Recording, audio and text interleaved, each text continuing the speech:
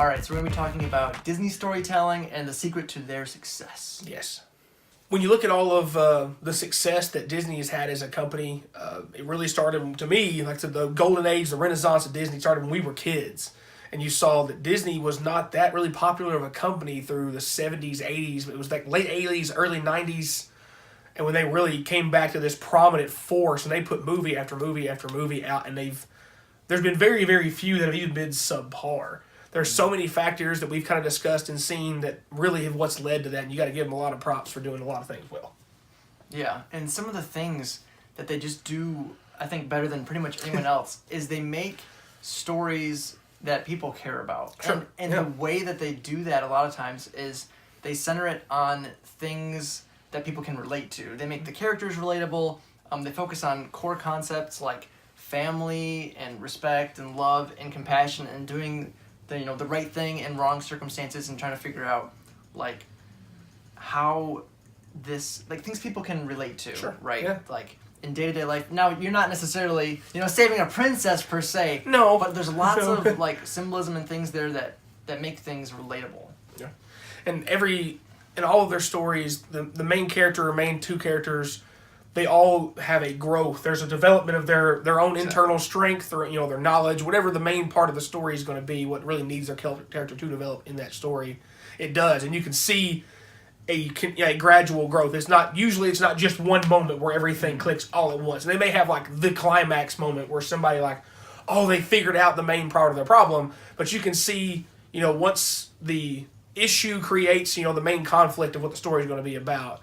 You can watch 20 minutes later and see there's some growth, and then another 30 minutes later, okay, they've made another step, kind of thing. You can see the gradual growth they make, and all these characters have at least one major flaw, or if not, several little ones. At least. Kind of thing to let you know that these are, while they're animated characters and they may not be human in some cases, they do have human-like qualities because none of us are perfect. We all have our own flaws and things, and that makes it, like you said, they can be more relatable to whoever's watching it. And that's the thing too, is with all the Disney movies, it's almost like there's two plots going on. You have the person themselves growing and developing and becoming, a better person or whatever, but then you also have the antagonist who has there's an internal conflict and an external conflict with almost all of these. Mm-hmm. And that's what makes it more interesting. And the other thing with the characters is they all have very strong personalities. So what they do is they take something that is relatable and then they stretch it and make it super exaggerated. Mm-hmm. So someone who's really out there and bubbly and stuff, you have Entangled, you have Rapunzel, she's super crazy and super energetic about everything, which there are people like that, but they just take and exaggerate lots of personality types to be oh yeah, I know someone who's like that, or whatever. So you kind of get that relationship. They do a good job of taking either older fairy tales or other stories of legend, or even older materials from the arts. And my personal favorite Disney movie is The Lion King. It's my favorite people's Disney movie. It's great. It's based on Hamlet. It's a Shakespeare play. And you don't know that when you're 5 years old, or the first time you're watching it, 3 years old, the first time you watch it, you just see the story of this kid whose dad gets killed, or the kid, lion cub, whose dad gets killed, and he runs away because he's terrified of what's going to happen. And everybody knows the story if you've seen the movie, but the point is, a kid cannot relate to Shakespeare. Mm-hmm. You can't. But a kid can see what happens in The Lion King and relate to that. And I think that's what they do a great job of taking, or, Tangled's the story of Rapunzel, and it completely changes, a lot of the details to make it more kid-friendly, to make it more comedy-based, to throw a little bit of everything. There's some musical numbers in it, of course, but it's Disney, it's what they do. And they modernize it, and they modernize it well. And they change just enough to where it's their own version, but they don't ever, I think, betray the original story. Yeah, and the thing, too, with that is they take topics that can be really serious, and by making it animated, or, lightening the tone of it, you can still get the same message across, but in a more friendly manner, where it's not so dark and serious. Yeah, not gloom and doom constantly. Yeah, exactly. So, and that's what makes it more relatable. And also they have, like you said, they have comedy and humor that is for the kids, but then they also have comedy and humor that appeals to the adults as well. And this is with the animation and live action. You have Pirates of the Caribbean. There's stuff that kids like, and there's stuff that adults like. And there's certain, and that's the thing is, they appeal to a wide audience. They're not just targeting kids or just targeting adults. Now they may be primarily targeting a certain group, but they throw in stuff for a little bit for everybody. Right. So it's an enjoyable experience for like the whole family. And that's Right. part of it too, is when you bring in a whole family, something that appeals to everyone, then when the kids grow up and everything, then, you know, they grew up on this, and then they'll bring their kids to it. So they Right. have this cycle of, it's like that implanting inception of Yeah. Disney's awesome, Disney's cool, I grew up on this. That's and then right. it's that cycle, it's that product. Right.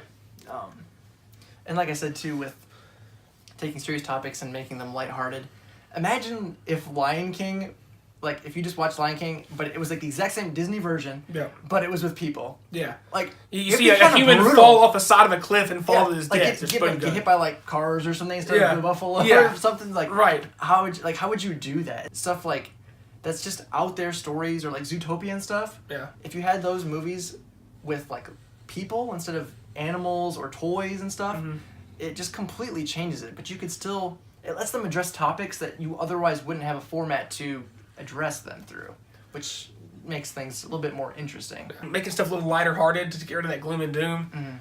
If you really want to know how much they modify some of these stories from the past to make it more kid friendly, more modern friendly, you know, PG instead of like rated R. But the one, like I said, that was crazy to me, Hunchback of Notre Dame, the original novel, Victor Hugo.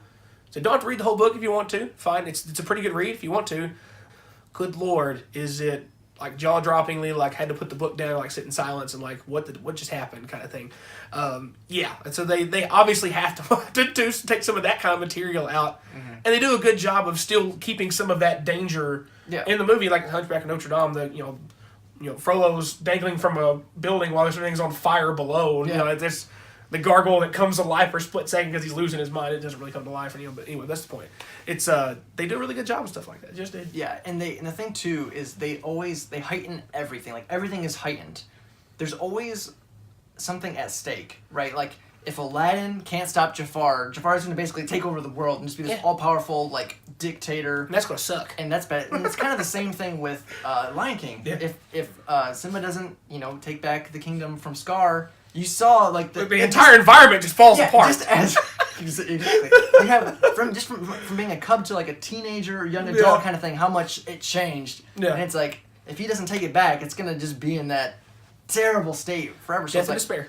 they just keep that, Yeah. and they give you this super exaggerated, terrible scenario. Is that if this hero does not, solve this problem, it's bad for not just them, but for a huge group or a huge area. It's like a very, real threat, and that's they give you little like hints and things and show you like how bad these villains are, and if the hero doesn't succeed, it's not going to end well for a lot of people. Disney also does a great job at casting the right voice actors, because voice acting is so different than regular acting. Because you're acting in person, you can use nonverbals, use your body language. That's part of what makes people like Jim Carrey, Jack Black so great, is their animated actor with, where they use their entire body as part of their comedy. No pun intended. Right. Animated actor. Yeah, exactly.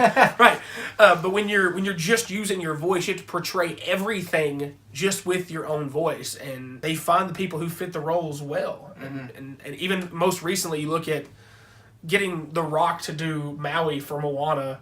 It's like Surprisingly good choice. I mean, like I never was like he's The Rock's gonna sing a song. I know, I thought the same It's thing. like, oh no, it's like it was great. Yeah. Like the guy's amazing, and he's only going to get better and do more things in the entertainment world in every variety. I was very impressed with his role in that movie. But that's the big secret, I think, that they've succeeded so well is their casting department has knocked it out of the park For with sure. almost every single one of their movies. Yeah, and they have a little bit of help because they've got to this point now where they've proven that they can tell stories well, that are engaging, that reach wide audiences, and when you have that kind of base, it's a lot easier, and when you have that kind of income, it's a lot easier to just say, we want you and you and you, and they're on board because they know that you have a track record of creating quality content. It's a lot easier to get access to these, people that fit the roles, and they're also not, the thing too with Disney is they're not afraid to branch out.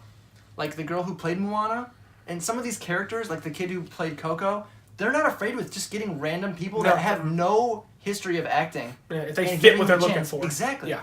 So they're willing to take risk, and I think that's another big Sure. thing too. Absolutely. Thanks, guys, so much for tuning in, checking this out. We're trying to branch out and try some different things, but this one is the first time we've done a Disney-related thing, and that's what we really grew up on as kids. So be sure to leave a like, subscribe if you're new to the channel, and feel free to give us comments in the comment section down below. And if you have any suggestions for future videos, leave them there. All right, thanks, guys.